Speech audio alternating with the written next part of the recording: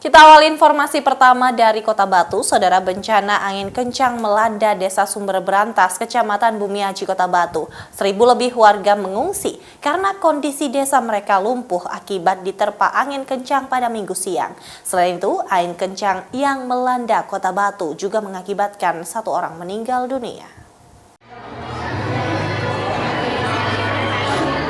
Sebanyak 1.270 warga Desa Sumber Berantas, Kota Batu harus mengungsi akibat bencana alam angin kencang.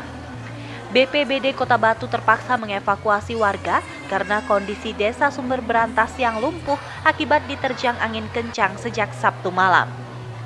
Kepala BPBD Kota Batu, Sasmita, mengatakan bahwa dari sekitar 2.500 warga yang ada di Desa Sumber Berantas, 80% sudah meninggalkan desa untuk mengungsi.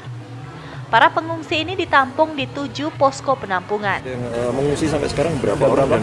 Kalau pengungsi kami yang masuk ke pengungsian kami sekitar 950. Tapi jumlah pengungsi yang keluar dari sana itu hampir 80%.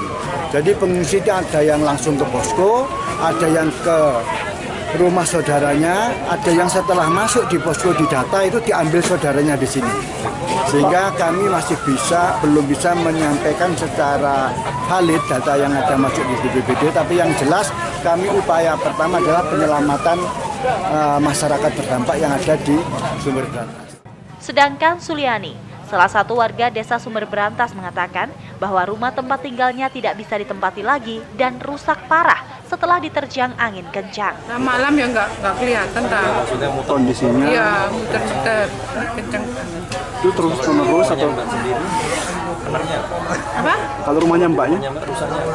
Rusaknya parah. Habis. Parah, Cur. Parah.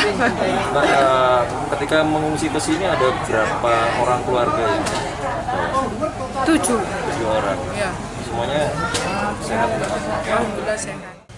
Dari data BPBD Kota Batu menyebutkan bahwa selain merusak rumah warga, bencana angin kencang di Kota Batu juga mengakibatkan 1 orang meninggal dunia akibat tertimpa pohon.